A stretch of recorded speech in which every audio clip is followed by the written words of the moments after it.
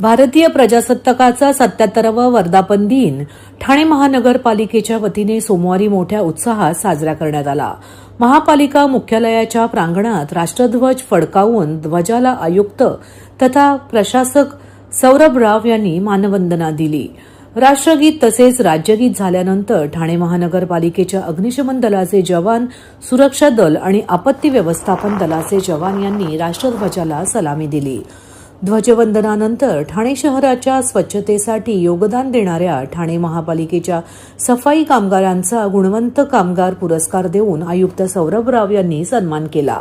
मुख्य स्वच्छता निरीक्षक शयूराज कांबळे, उपमुख्य स्वच्छता निरीक्षक लक्ष्मण पुरी, स्वच्छता निरीक्षक समीर डोळे, सफाई कर्मचारी मंगल पवार, सुंदरी डोवर, बाबा होनमाने, श्रीकांत देवळेकर, हरिश्चंद्र भोसले, तृप्ती पाटील, शोभा मात्रे, आरती ठोके, चंद्रकांत जेते, निलेश भानुशाली, सतीश सिद्धरेड्डी या विविध प्रभाग समिती क्षेत्रातील सफाई कर्मचाऱ्यांचा गौरव करण्यात आला।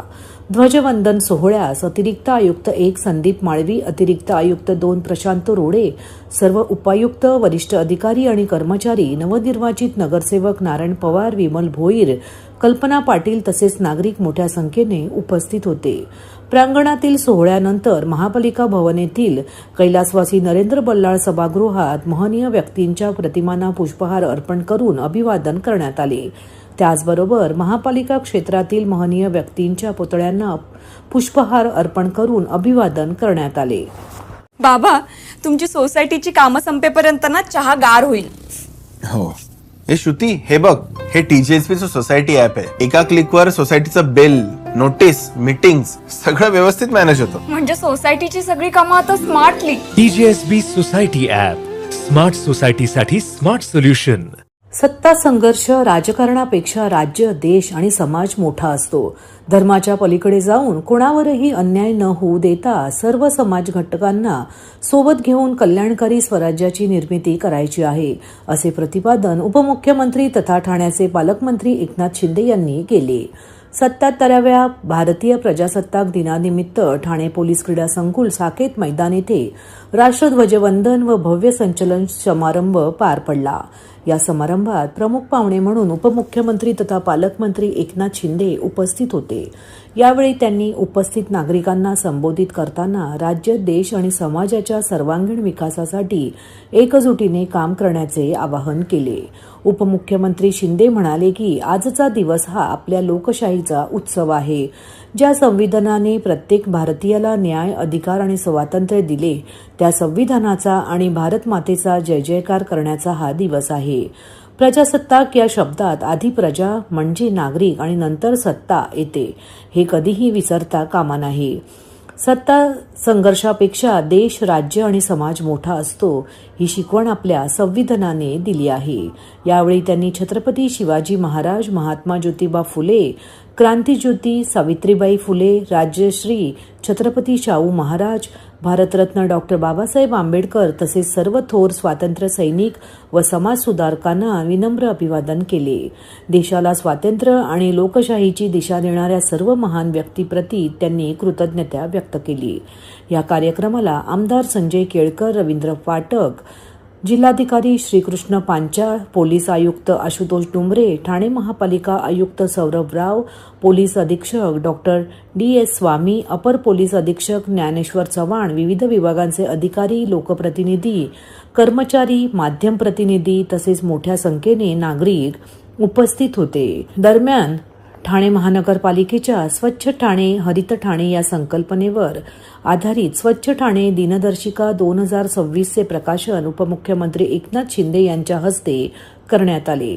तसेच जिल्हा प्रशासनाच्या ई-संजीवन प्रकल्पाच्या वेबसाईटसाठी तयार करण्यात आलेल्या QR कोडचेही अनावरण करण्यात आले। यानंतर प्रजासत्ताक दिनाच्या ध्वजवंदन सोहळ्यात विविध क्षेत्रात प्रावीण्य मिळवलेल्या मान्यवरांना उपमुख्यमंत्री एकनाथ शिंदे यांच्या हस्ते पुरस्कार वितरण पार पडले।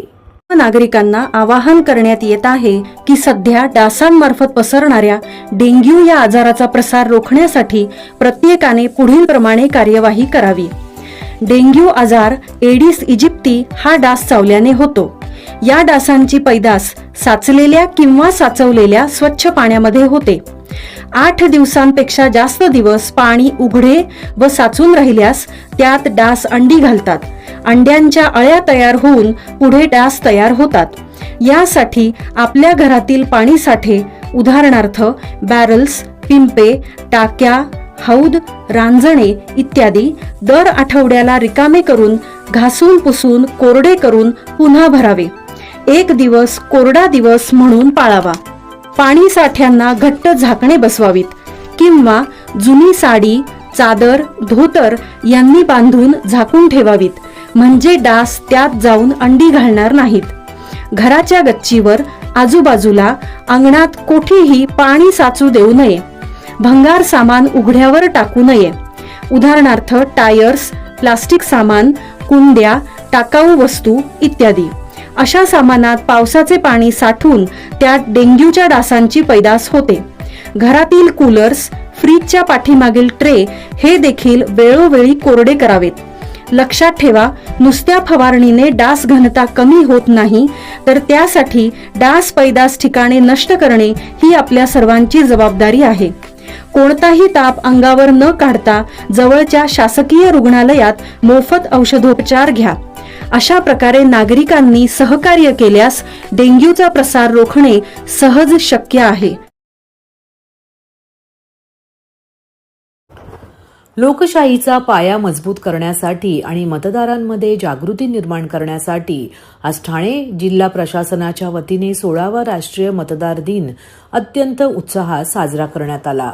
माझा भारत, माझे मत, मी भारत आहे या मुख्य संकल्पनेवर आधारित हा मुख्य शासकीय कार्यक्रम जिल्हा नियोजन भवन, जिल्हाधिकारी कार्यालय येथे जिल्हाधिकारी तथा जिल्हा निवडणूक अधिकारी डॉक्टर श्रीकृष्ण पांचाळ यांच्या अध्यक्षतेखाली संपन्न झाला. यावेळी अपर जिल्हाधिकारी हरिश्चंद्र पाटील, निवासी उपजिल्हा अधिकारी डॉक्टर संदीप माने, उपजिल्हा अधिकारी निवडणूक वैशाली माने, उपजिल्हाधिकारी सामान्य प्रशासन रुपाली भालके, उपजिल्हाधिकारी भूसंपादन सर्जेराव मस्के पाटील, उपजिल्हाधिकारी रोहयो शशिकांत गायकवाड, उपजिल्हाधिकारी मेट्रो सेंटर वरुणकुमार सहारे, ठाणे प्रांताधिकारी उर्मिला पाटील, तहसीलदार सचिन चौधर, संदीप थोरात, उमेश पाटील, राजेंद्र चव्हाण, प्रदीप कुडाळ, नायब तहसीलदार स्मितल यादव, निवडणूक दूत नीता केणे, अपंग विकास महासंघाचे अध्यक्ष अशोक भोईर, ठाणे सिटिझन फाउंडेशनचे अध्यक्ष कॅस्बर ऑगस्टिन यांच्यासह जिल्हाधिकारी कार्यालय व निवडणूक शाखेतील इतर अधिकारी, कर्मचारी आदी मान्यवर उपस्थित होते. कार्यक्रमाची सुरुवात उपस्थित मान्यवरांच्या हस्ते दीप प्रज्वलनाने करण्यात आली. त्यानंतर जिल्हाधिकारी डॉक्टर श्रीकृष्ण पांचाळ यांच्यासह उपस्थित सर्व अधिकारी, कर्मचारी आणि नागरिकांनी राष्ट्रीय मतदार दिवसानिमित्त प्रतिज्ञा घेतली. 16 राष्ट्रीय मतदार दिन या अनुषंगानं ज्या विविध शाळा कॉलेजमध्ये स्पर्धा घेण्यात आल्या होत्या त्यांचा पुरस्काराचा वितरण कार्यक्रम होता. त्याच पद्धतीनं मतदार दिनाच्या निमित्ताने विविध विषयांवरती आज मार्गदर्शन करण्यात आलं. माननीय CEC यांचं ज्ञानेश कुमार सर यांचा संदेश इथे दाखवण्यात आला आणि सर्व नागरिकांकडून इथे उपस्थित अधिकाऱ्यांकडून उत्स्फूर्त सहभाग या कार्यक्रमामध्ये आज नोंदवण्यात आला. या कार्यक्रमामध्ये आजचं या वर्षीचं थीम आहे माझा भारत, माझं मत, मी भारत आहे. तर या विषयावरती जी चित्रफित होती ती दाखवण्यात आली. त्याच पद्धतीनं या येत्या काळामध्ये SIR जे घेण्यात येणार आहे तर त्याबद्दलही याच्यामध्ये मार्गदर्शन करण्यात आलं. त्याबद्दल या कार्यक्रमामध्ये चर्चा झाली.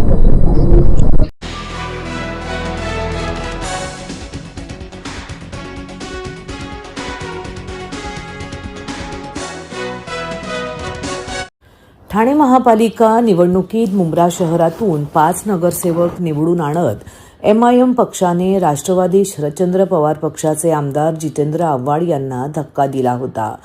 5 नगरसेवकांमध्ये निवडून आलेल्या नगरसेविका सहर शेख यांनी विजयानंतर भाषण करताना कैसा हराया, अभी हम लोगों को मुंब्रा को पूरा हरा कर देना है असे वक्तव्य करत आव्हाडांना डिवचले होते. त्यांच्या या भाषणावर सर्वत्र विविध प्रतिक्रिया उमटल्या होत्या. या प्रकरणी भाजप नेते किरीट सोमय्या, आमदार निरंजन डावखरे यांच्यासह बजरंग दल, विश्व हिंदू परिषद यांच्याकडून तक्रारी दाखल होताच मुंब्रा पोलिसांनी तिची चौकशी केली. या दरम्यान तिने माफीनामा लिहून देत सभेत वापरलेले वाक्य हे पक्षाचा झेंडा आणि निशाणीच्या संदर्भात होते असे तिने स्पष्ट केले आहे. यानंतर पोलिसांनी हे प्रकरण दप्तरी नोंद केले आहे. सहर शेखने दिलेल्या माफीनाम्यानंतर MIMचे नेते इम्तियाज जलील यांनी मुंब्र्यात येऊन तिची भेट घेतली. यानंतर पत्रकारांशी बोलताना त्यांनी वादग्रस्त विधान केले. यावेळी त्यांनी सहर विरोधात तक्रार दाखल करणाऱ्या किरीट सोमय्यांवर टीका करत त्यांचा तोतला असा उल्लेख केला. भाजपचे नेते नितेश राणे यांनी भडकाऊ भाषण केले होते. अहमदनगरचा अजित पवार गटाचा एक नेता मुस्लिम बांधवांबाबत वादग्रस्त वक्तव्य करतो. भाजपची एक महिला पदाधिकारी वादग्रस्त विधान करते. अशा किती लोकांना नोटीस दिली? यांना कायदा वेगळा आहे आणि आम्हाला वेगळा आहे का असा प्रश्न उपस्थित केला.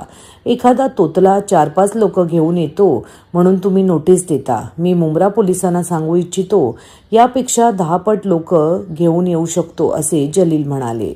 मुख्यमंत्री देवेंद्र फडणवीस यांचे फोटो शहरातील प्रत्येक चौकात लावलेले दिसतात.